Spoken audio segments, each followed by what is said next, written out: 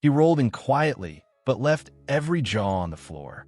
On a calm weekday afternoon, an elderly black man in a slightly rusted wheelchair entered Central Bank.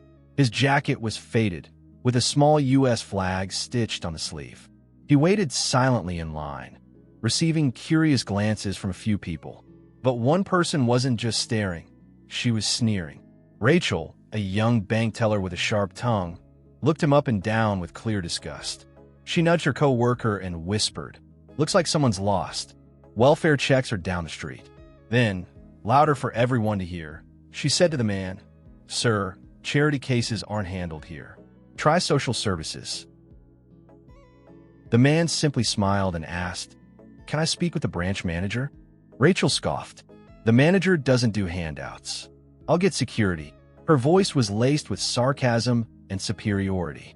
The entire bank went silent, customers watching with growing discomfort.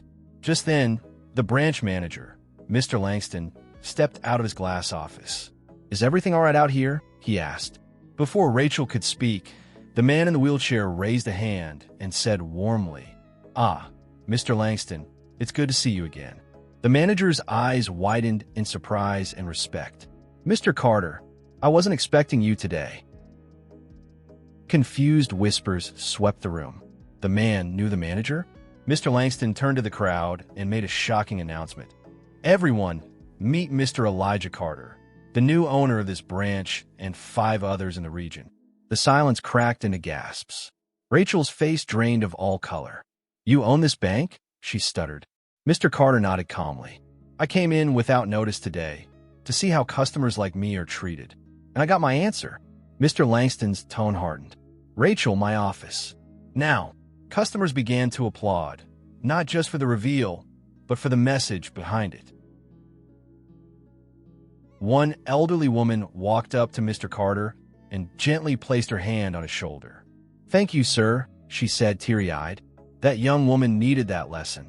Mr. Carter smiled with dignity and replied, "Respect is free, and yet so many can't afford to give it." As he turned his wheelchair toward the manager's office, he added one last thing.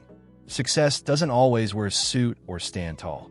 Sometimes it rolls in quietly and listens.